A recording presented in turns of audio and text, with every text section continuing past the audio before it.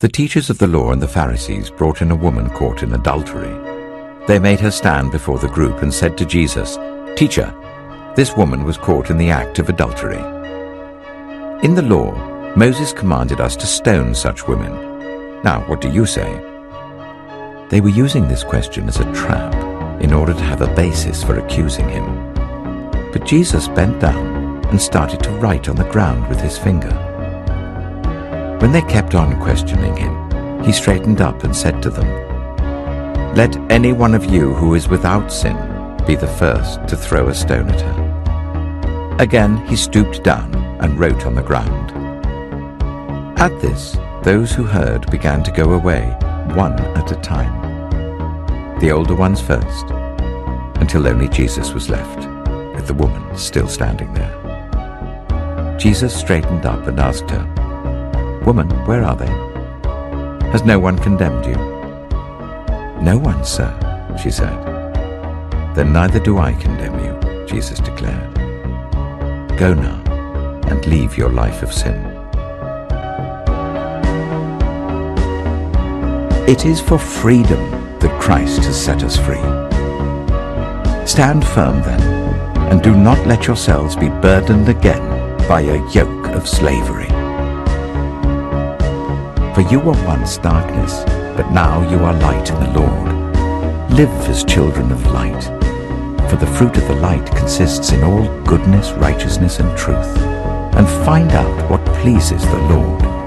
Have nothing to do with the fruitless deeds of darkness, but rather expose them.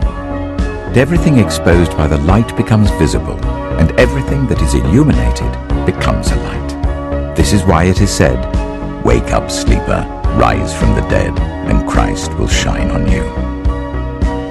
Be very careful then how you live, not as unwise, but as wise, making the most of every opportunity because the days are evil. Therefore do not be foolish, but understand what the Lord's will is. Do not get drunk on wine, which leads to debauchery. Instead be filled with the Spirit, speaking to one another with psalms, hymns, and songs from the Spirit. Sing and make music from your heart to the Lord, always giving thanks to God the Father for everything, in the name of our Lord Jesus Christ.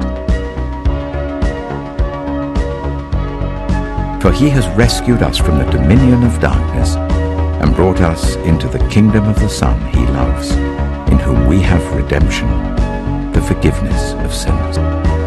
Once you were alienated from God and were enemies in your minds because of your evil behavior.